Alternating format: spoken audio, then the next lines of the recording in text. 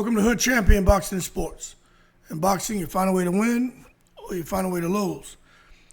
Shakur, Stevenson, and Zepeda. I need to make sure I put forth a best effort to make about 100 videos about this fight before they get in the ring this weekend. Because if you've been following the channel, you know, man, I've been pretty vocal about Shakur, Stevenson, and Zepeda. I've even done videos on how Shakur could win the fight, but I've done a lot of videos talking about just how I think Shakur could end up getting overwhelmed, because what the reality is in my opinion, William Zepeda is a boxing ring tornado. And Shakur is going to get caught up in that tornado. And we're going to, for me anyway, because there's like half of y'all who feel Shakur Stevenson is going to go on to retire an undefeated boxer. So you guys are over there crystal balling it. Well, I'm trying to provide a fair analysis and be real about what we're about to see this weekend. But one thing for sure is tornadoes normally can't be resolved. It's like a dispute, you know what I'm saying? And William Zepeda is like a tornado, man. That dude is like a raw force of nature. When he gets in that ring, you see it from the first second of the round, or the first round to the last second, or wherever the fight ends. He has guys in there who don't know how to prepare for that tornado, don't know how to survive it, and even if they get hit and hurt, they really can't smartly recover. Tevin Farmer in the first fight, he was able to convince the majority of people that he won that fight, which he lost it. It was interesting, but he lost. The second fight, you saw what happened. You know, Zepeda he won that fight, clearly won that fight. Tevin Farmer just proved to be a tough foe. But my thing is, for Shakur Stevenson, you know, it's like when you're getting ready for a tornado, you gotta stay weather ready. You know what I'm saying? And I want to know, Shakur Stevenson and his team, did they watch film? Did they not watch film? Because I always hear these fighters talk about, I didn't watch any film. I don't watch film. I just get in the ring and I make adjustments. I don't need to know what they did in the last fight, the last 3 fights, 5 fights. I don't watch film. And let me tell you something. When it comes to these forces of nature, you know, there's always some kind of preparation, always some kind of alert or something that comes across, and it forces people to pay attention. So I hope Shakur and his team have really been paying attention to all the good Zepeda does and then the mistakes he makes, because all I hear them saying is Zepeda's a one-dimensional fighter. And I'm like, man, you know, I'm not seeing a one-dimensional fighter. I'm not seeing that.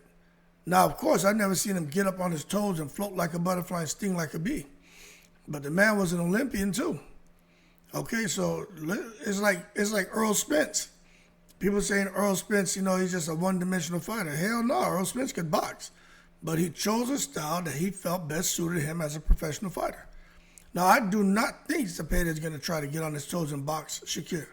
I think he's going to do what he's been doing, and that's come in there with his high volume of punches with a whole lot of intelligence and try to keep Shakur Stevenson on the outside of that storm, that tornado he brings to the ring, and not let Shakur get into the eye of the storm where it's a bit calm and Shakur Stevenson can do his best work. But I tell you what, one thing for sure, if Shakur gets caught up in that goddamn tornado, he better know where his shelter is. And we all know what Shakur, his shelter is his defense. You know what I'm saying? He got to find somewhere, man. Just like we get caught up in them tornadoes. We got a basement, we got a storm cellar, we got a room away from the windows, but we can go and be safe. Shakur Stevenson is going to have to find a place to be safe in that ring, especially in a damn 18 by 18 ring, which is a whole nother story. Let me pause for a second. I want to say this, right? This ain't even Hood Champion. This is me. I think it's wrong. I think it's wrong for Turki Al-Sheikh to force the 18 by 18 ring and to come out and basically be taking jabs at Shakur. Now, I'm going to save all that for another video. I just want to put that out there. Yo, let's be fair to the fighters. And that's one thing that y'all normally don't hear me talk like this, you know what I'm saying? But I do think the stage is being set, and I think Turkey Al-Sheikh is a little bit nefarious and a little bit spiteful.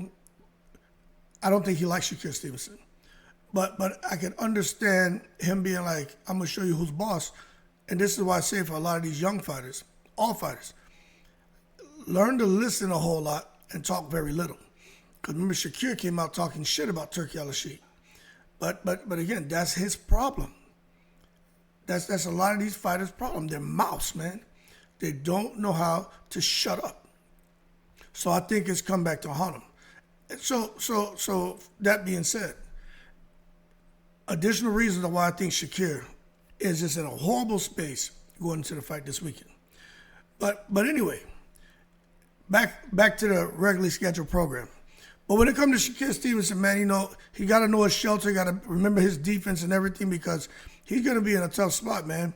But my thing is, if the shoulder roll is not working, if the Philly shell is not working, what's the emergency kit Shakur can go to? Because when he's like, holy shit, I got caught up in this tornado and I got injured. I got wobbled. I got dropped. I got cut. What's the emergency kit that he can go to help with the damage? Because in a tornado, that shit happens. You got to have an emergency kit. You got to have your battery, flashlight, water, first aid kit. So Shakur Stevenson's going to be in a tornado. So what happens? And that's what I want to know. How are they going to deal with that? Because his corner is not used to that. I don't even think has he been cut before? Maybe a little nick or something. I'm trying to think, man. What happens if Shakur gets cut? What if he gets dropped? How are they going to deal with that? Because a lot of times, man, some fighters unravel. But Shakur came out and he said, hey, he said the worst thing Zepeda could do is back me into a corner. That's going to be all bad for Zepeda. And I'm like, well, you know what? Just like good in a real world tornado, for him to say the worst thing Zepeda could do is back him into a corner sounds to me like he's been doing like we do them kids when there's a threat of a tornado. We do a lot of practice drills, especially, in the schools or workplaces and stuff like that to make sure everyone knows what to do. Sounds like Shakur Stevenson has been drilling and practicing on what to do if he does get pushed back on those ropes for some reason and just how to fight off those ropes, which we know he can do it. But again, it's different when you got somebody who's punching nonstop and has an endless gas tank or a bottomless gas tank. It's very difficult. So we're going to see if those practice drills paid off, especially if all of a sudden he's getting back against the ropes. And, Zepeda's not stopping.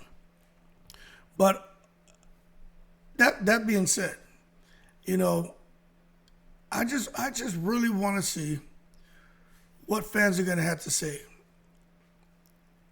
Because I'm telling you, if Shakur loses, I don't think there's anything to be ashamed of. But I do think Shakur Stevens is going to crash and burn and go into a downward spiral because he's been under so much pressure to get in the ring, especially in recent months, and to become something he's not, a brawler, a free swinger, a knockout puncher. And I think that's crazy. And when you get a guy like Shakur and you're trying to force him to do something that doesn't come natural, it's just like I said, he's in a tornado, man. He's going to be in a damn tornado with Zepeda. Shakur, his best bet is to get low and get coverage. You know what I'm saying? Because there's gonna be all kind of glass and major hazards that could take place when Zepeda starts letting them hands go and going crazy in there. Shakur's going to have to protect his head. He's going to have to do a whole lot of things, man. Just like in a real tornado where they have heavy blankets and mattresses and they underneath that shit, Shakur's going to have to be really, really smart. His defense is going to have to be on point. Because I'm telling you, man, it is not going to be a good thing. And as far as people talking about Shakur, he's a runner. Maybe in this fight, just like in a real tornado, man, you may want to get in your car and drive the hell off when you get the warning that a tornado is incoming. Just like in this thing, Shakur may not just being on a bike may not be enough. He may need at times, man, basically like jump into a Ferrari, like Gervonta Davis told Turkish, he's giving them Ferraris. Shakur in the ring needs to basically turn them damn boxing shoes into like Ferraris and he needs to skirt his ass the hell up out of danger to reset and give himself enough space, even though it's an 18 by 18 ring, to make sure that he can handle that storm that's coming to him. I just honestly don't see how anyone thinks that this is going to be an easy fight for Shakur Stevenson. Like, I honestly, I don't know that. You know, again, with Zepeda, this guy's in here throwing 600 punches per fight. You know what I'm saying? That's damn near like a Category 5 storm. It just never lets up. You know, southpaw, something Shakur, again, I touched in another video. Shakur, I'm not really sure how he does with a southpaw. You know what I'm saying? And Zepeda is not just touching you from that southpaw stance, just like the tornado itself. It's ripping shingles off the goddamn buildings.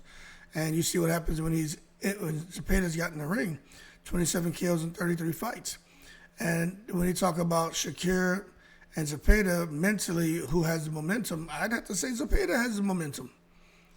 Nobody is sitting here saying Zepeda needs to do this, Zepeda needs to do that. Everybody's saying that about Shakur. All the eyes and the pressure's on Shakur Stevenson. And it's crazy. You know what I'm saying? You got a guy who's undefeated, who's hungry, coming off a string of dominant wins. He really believes he can blow Shakur off his feet. His coach Panda believes he can blow Shakur off of his feet. And, you know, I'll be honest with you. I really feel that he's going to do that. But I know Shakur, if he fights the perfect fight, he can win. I just think all the cards are being stacked against Shakur Stevenson. And I ain't gonna lie, I don't like that. You gotta be fair, man. I don't like that. That's like making a ring a 22 by 22. I'd say the same thing about Zepeda. Like, yo, they're trying to screw that guy. Why make it a 22 by 22 ring that favors Shakur? They're not doing that, but I'm saying I would say the same thing. Like, this is bullshit. But, you know, it is what it is. So we'll see what happens with Shakur Stevenson, man. Because when the real deal hits him with that damn force of nature, Shakur's going to have to prove that he can be the tactical survivor in order to get the win. You know what I'm saying? He got his defense. Look, one thing about Shakur, it's like I said, since we're making the tornado comparison, he's a guy who can build a bunker mid-fight. That's one thing we know about Shakur Stevenson. He can build a bunker with that defense, slipping punches by millimeters. It won't be able to catch up to him. Controlling that distance, just like them radio operators, letting you know what's coming, you know, where it's at, you know, what we need to do. You know, Shakur can do all of that. All of that.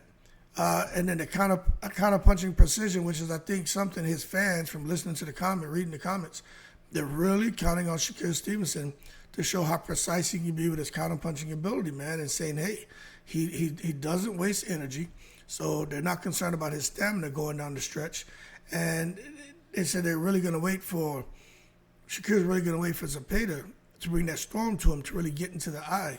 And then from there, that's where you're going to see those surgical counters take place. And, you know, I can see it happening, but I could also see it, you know, not being consistent enough. But you just never know. That's what makes this. This is the most interesting fight to me. That's why I'm talking so much about it. Crawford and Canelo, that's okay, but that shit ain't really that interesting to me. This Zepeda and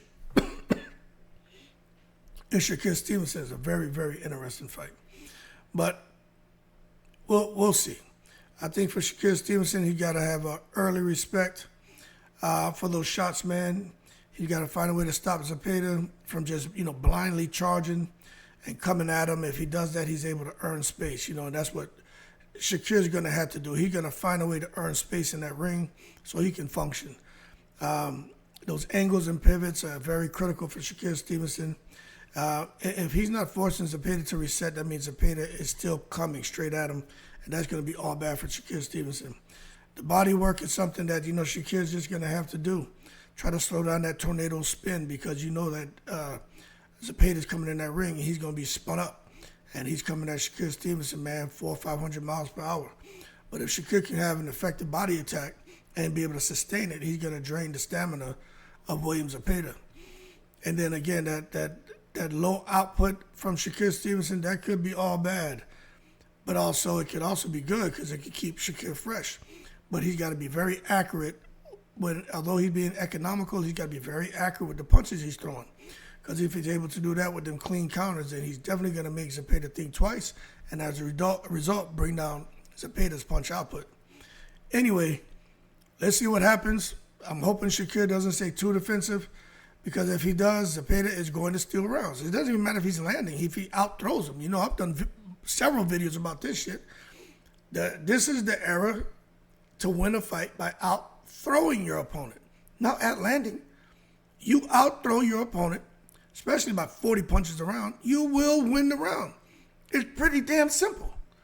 Unless the other guy just really hurts the opponent who has a high volume of punches. But other than that, the guy who's throwing 40 more punches around is going to win that shit. It just gives the impression that you're losing. But at the same time, if Zepeda gets reckless and frustrated, I mean, Shakur may, you never know if those hands are healthy. Shakur may hit him with some shit he don't see, and next you know he drops Zepeda and may get a late stoppage. You just don't know what direction the fight's gonna go. Anyway, man, y'all keep cool. Shout out to the veterans, all 7 continents. I am definitely going. If I don't go live for this fight, it's because something else. The whole card is crazy, but I don't think I can stay here for 6 hours. I'm too busy with my sons. But for this fight, but damn, they got that damn Matias and Puello. Shit, Berlanga, Shiraz. Yeah, man. There's a 4th fight on there too. There's 4 fights on here. Shiraz, Berlanga, Matias, Puello. Then you got Shakur, Zepeda. And there's another one. I can't remember off the top of my head. But I'm for sure going live for Shakur and Zepeda. Like, that's the most interesting fight to me. Anyway, y'all keep cool. Shout out to the veterans, all 7 continents. Let's see if Zepeda can come spinning through those ropes and into the ring like a cyclone, and if Shakur can handle that. That's what I want to see. In the breeze.